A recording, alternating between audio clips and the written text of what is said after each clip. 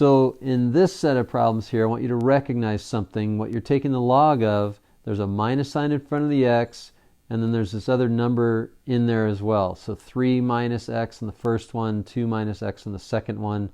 The best thing you can do for problems like these, number one, is always making sure you know that that original function, the parent function, is log base 2 of x. And so you have this log base 2 of x, looks like that.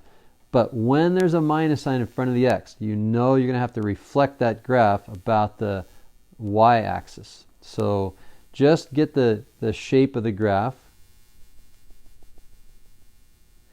The vertical asymptote will remain unchanged for the parent function and the transformation of reflecting the graph about the y-axis. But when you get to this point, what I want you to do is just pick some points. All right, so pick some values for x. The best value you could pick for x is the value that makes the argument equal to 0. And when you make the argument equal to 0, hold on a second. You make the argument equal to 0, you're picking an x value of 3, and that means the log of 0 doesn't exist, and that's where your vertical asymptote is going to be. So the vertical asymptote is going to be where whatever the x coordinate is that makes the argument 0. So let's move the vertical asymptote over. Please don't use the same strategy of thinking to yourself, oh, well, h is 3, so I'm going to move it to the left. I'm telling you, 3 minus x changes things, and the actual, I'll go into that if I have time. Just do it this way. Figure out what makes the argument 0, make that your vertical asymptote. Okay? Then pick a point, pick a value for x that makes the argument 1. And so what value of x is that? Well, that's going to be 2. So 3 minus 2 is 1. And so log base 2 of 1 is 0. 2 times 0 is 0. So you're going to have a graph that looks like this guy right here. This is what the graph is going to look like. It's going to go through the point 2, 0. And again, it's so hard to draw a dot. And then if it's going to go through 2, 0, then it's going to look like this.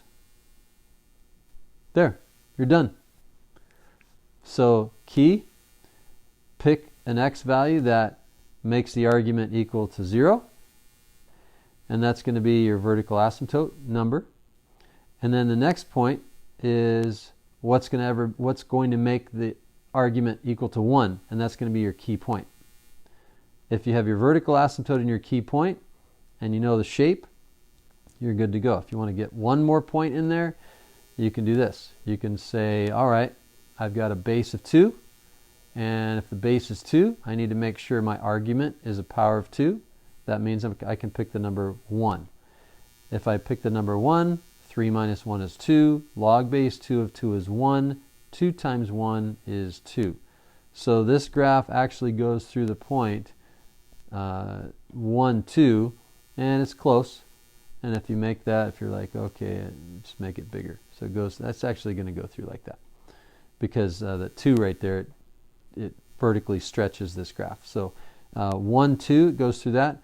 And if you have the key point and another point on the graph, then, and you have a vertical asymptote, then you just draw the graph through the 2 points next to the vertical asymptote, and you're good to go. So we'll do this next one. Log base e of x looks like, what do we do normally in blue? Okay. So the log base e of x looks like that. We see we have a negative x, so we're going to actually draw the graph. We're going to reflect the original parent function about the y-axis, and we're going to draw the vertical asymptote. Well, let's actually do it like this. We know the vertical asymptote and the parent function is x equals 0, but again, what did I say? I said, let's go ahead and pick some key points. Let's pick an x value that would make the argument 0. That's 2. And then y doesn't exist because you can't take the log of 0. So that is going to be where we have our vertical asymptote, x equals 2. And then we're going to pick an x value that makes the argument 1, and that's a 1. ln of 1 is log base e of 1. Log base anything of 1 is 0. 0 plus 3 is 3. So we have this point 1, 3, and we're going to put that point right there. And on the log graphs, on the natural log graphs, it's really hard to find a second point on the graph because you can't, you just you can't find, you have a base of e, and it's like, well, if you have a base of e, then you can't pick an x value that's a power of e. So you just have to go with it, meaning you're going to use this graph up here through that point. So we're going to draw the graph there, right, just like that, through that point, next to the vertical asymptote, and there we have the graph. Has the key point 1, 3. So for the natural log functions, super hard to find a second point on the graph.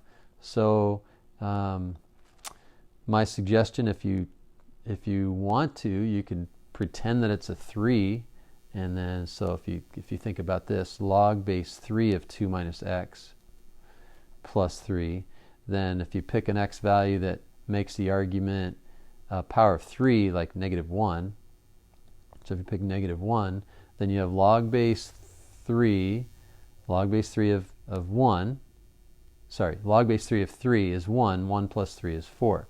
So the log base e graph would go through a point close to negative 1, 4, and at least then you know you're kind of going in the right direction. Negative 1, 4, it's close.